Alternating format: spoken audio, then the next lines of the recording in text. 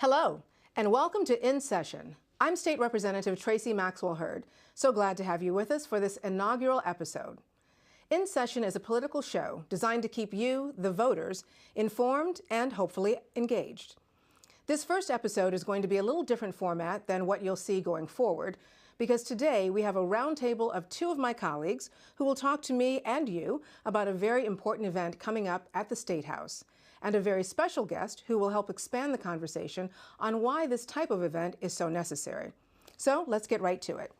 Joining me at the table today are Representative Nikki Antonio from Lakewood and West Cleveland, also the chair of the Ohio Women's Democratic Caucus, Representative Denise Driehaus of Cincinnati, one of the coordinators of this event, and that we will be discussing today, and our very special guest, Kathy Groob, businesswoman, former elected official, activist, consultant, founder of Elect Women and electwomen.com, and author of Pink Politics, the Woman's Practical Guide to Winning Elections. Wow. Welcome to everyone.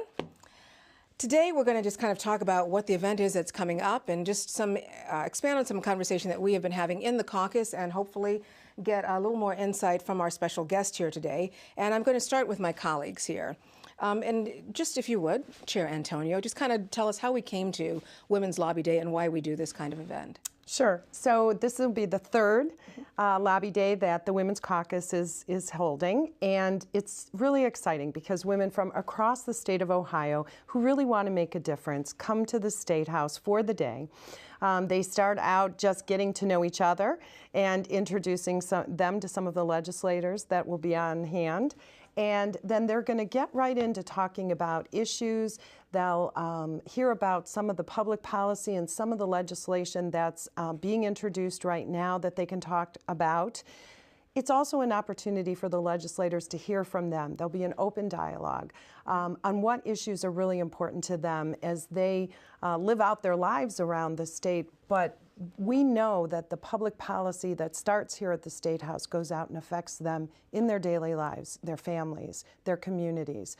And so at the end of the day, we will also sort of recap everything that's gone on. They're going to have a wonderful luncheon with Kathy Groob and be able to hear from her.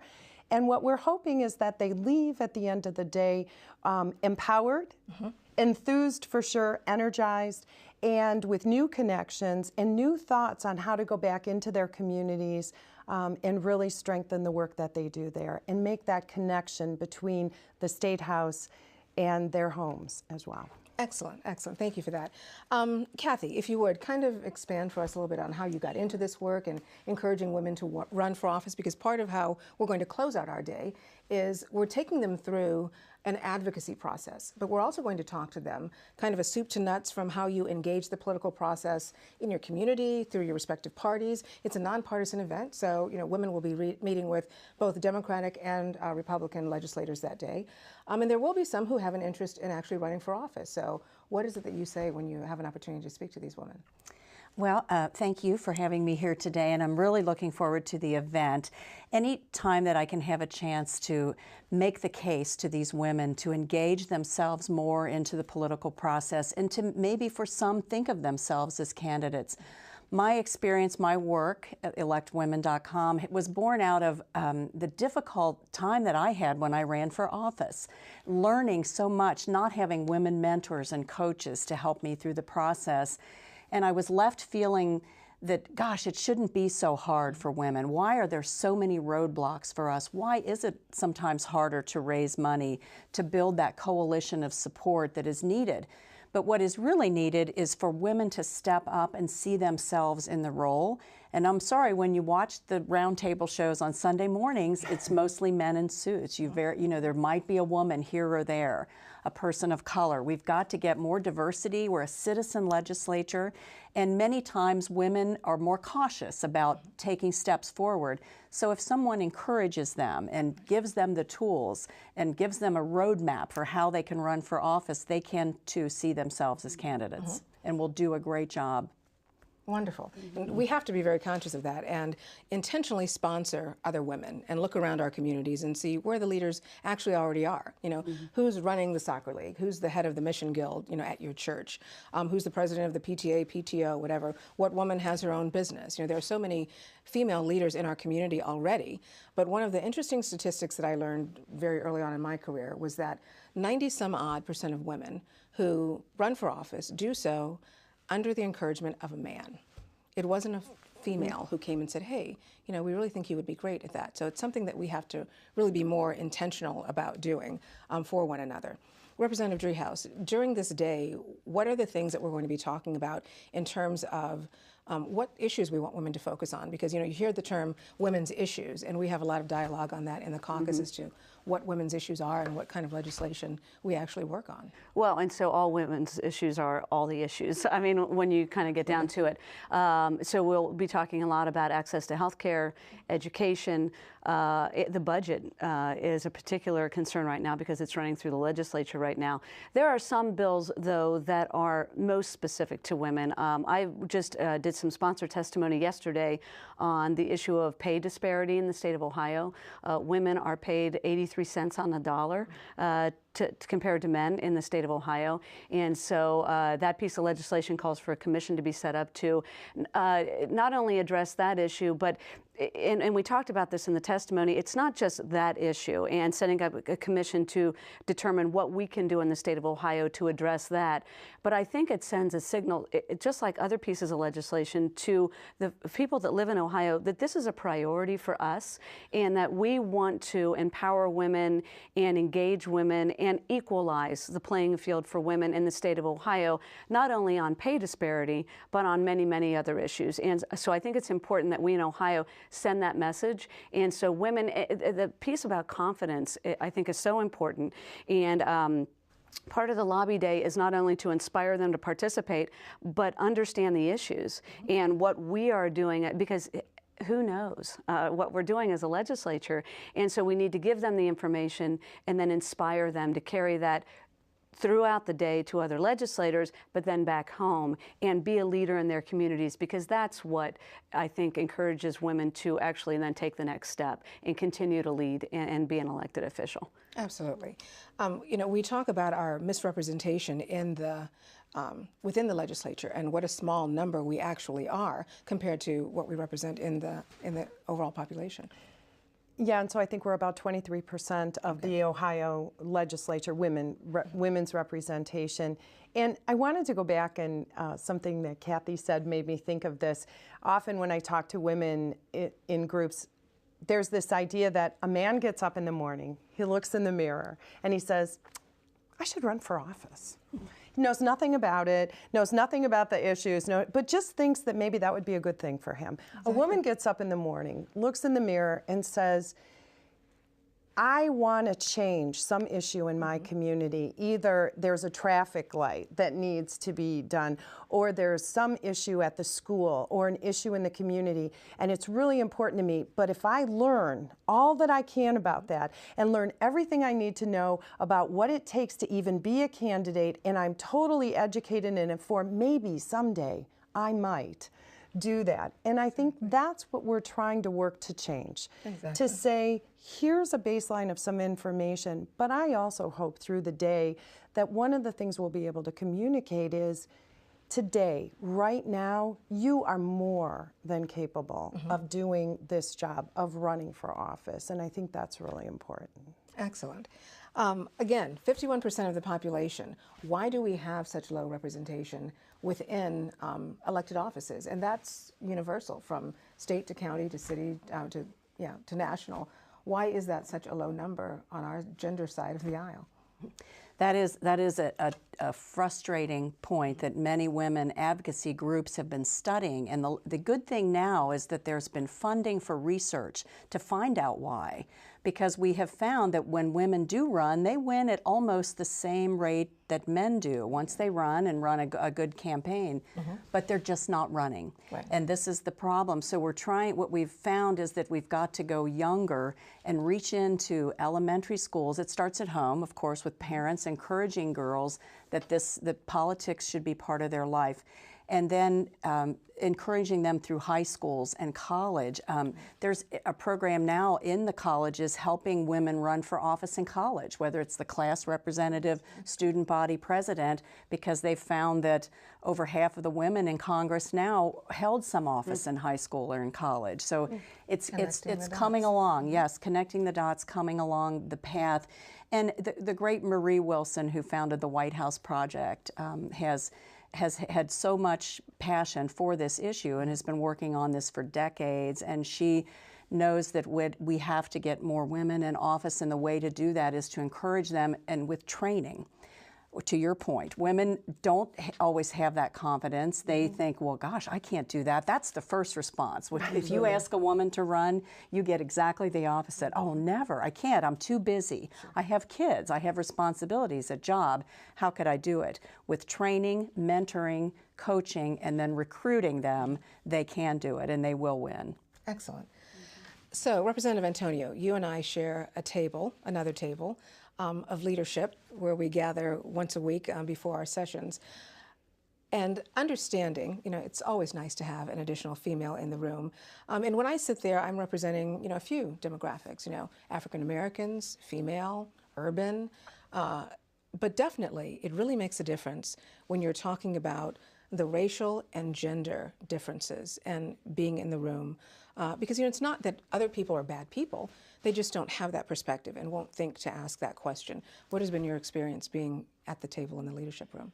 Well, I think that just being able to speak to those issues that sometimes have ramping up the importance of them, whether it's the defunding of Planned Parenthood, because we see the global issue of this is really about providing access to health care resources for women and explaining why that's so important.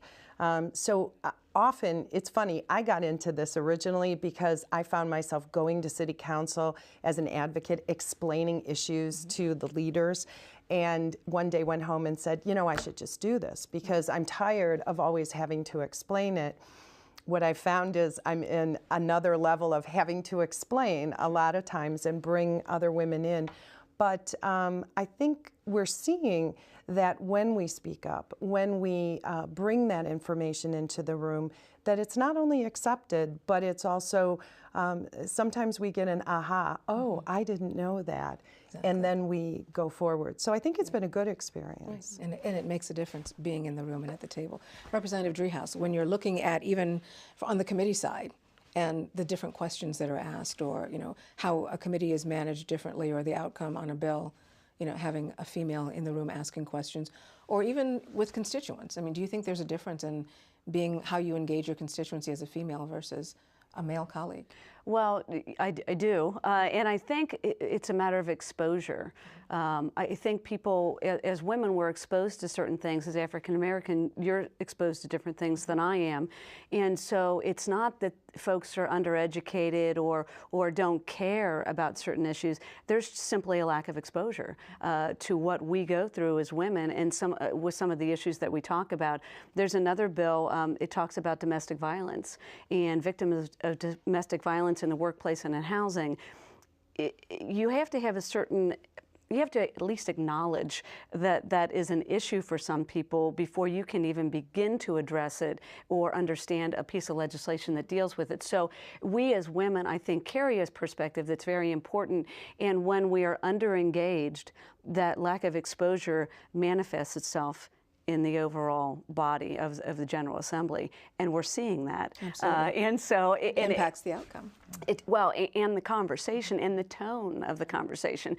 And so I think as women, we bring a certain sensitivity to some issues, and we are able to educate gently some of our colleagues who may not have the same kind of understanding that we do, and bring them along. And I think there's so much value in having those kinds of conversations with other elected officials who are leaders, and just help them understand a perspective that they may not have ever considered. Again, it's not that they're bad people. They have never considered these things. And so it's incumbent upon us, and I think it's a responsibility that we have, to educate those without maybe even letting them know that this is an education, you know, and just bringing folks along, just like others do with us. I mean, it's an educational process, and the GA is much better for the diversity that we have, and you know, but we need more of it. We need to be more robust in our diversity, especially when it comes to gender. Excellent. So even our terms of engagement are different than our male colleagues, and I suspect with possibly better results also. Last question to all of the panel here today.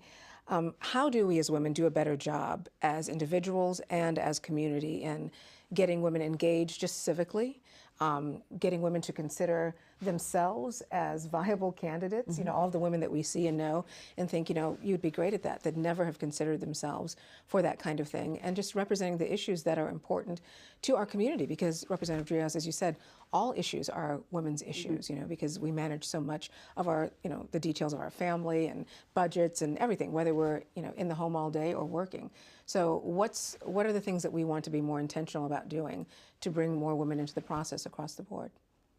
Well, I think it starts with, you know, it's this, as we're always talking about climbing the ladder of success, whatever it is, and I think it's always important, I talk about steadying yourself, but reaching back and pulling the next woman up along. And that does back to something that you said earlier, it's the ask. Have you considered, or even the, you know, you should consider running for office. Have you thought about it? I've intentionally been doing that because it didn't happen a whole lot for me. In fact, in one situation, I had a conversation with a man and said, what about me? And that story now has been changed. The history has been changed, and now the story is he asked me to run, which I love. But I think it just illustrates how we really have to be intentional. And so talking to those women, it also means that we're very visible in the community as well as a leader, as a model for the women around us, especially young women. If I'm asked to go to a university, if I can fit into my schedule, I don't care where it is in the state, I go because I know there will be young people who really want to have this discussion, and they're looking at that. Same thing in my community as far as those women leaders and the women who are doing the work, the day-to-day work, who don't see themselves as leaders, but their community definitely knows them as such. And so I think it's so important that we articulate what we're thinking and make the ask. I think that's one of the most important things we can do. I agree.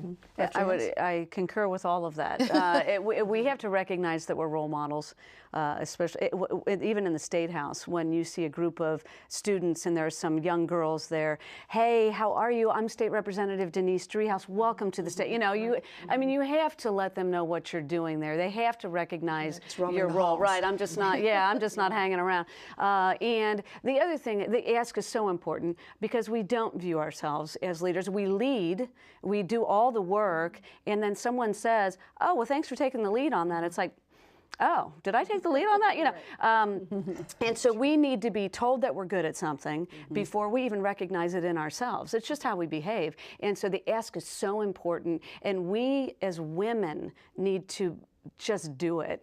We cannot wait for men to ask women to run. That's just ridiculous. And we need to understand that we are allied with one another and bring women in at the very early ages. And then the Women's Lobby Day is all about just that, and saying you're good at something, we want to make you better, give you some confidence to go ahead and think about this and kind of change the mindset for individual women as to what their roles might be.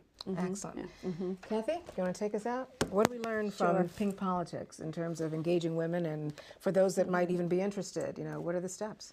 It's that women can do it, and they're masters at it. We are the great multitaskers. A women candidate is an excellent candidate because she's born that way. She knows how to raise the money, talk to voters, get out on the stump, and still run her life. You know, you've got to ask for help. We're great at volunteering and helping, not so great at asking. It's all about asking. But when one of us succeeds, we all succeed. Each of you in your roles is so important for all the young women and those watching. So I applaud you for your effort, and what you said, reach behind, they're there. We just have to reach out and find them, and we will be a better nation with more women because they get the job done. Absolutely. Well, thank you all. I want to thank both Representatives Antonio and Driehaus for their leadership in putting this event together and for joining me today. Most special thanks to Kathy Groob, who not only joined us today, but again will be our luncheon keynote for Women's Lobby Day at the State House. What a kickoff. Great episode. Remember, in this democracy, your responsibility as a citizen goes beyond showing up on Election Day. How satisfied you are or are not with the representative government that represents you is directly dependent on how involved you are. So if you're not sure exactly how to get involved or to have a voice or ownership of your government, come join us on Tuesday, May 21st, here at the State House. That's all for today. I'm State Representative Tracy Maxwell Hurd, in session. Look to see you next time. We're adjourned.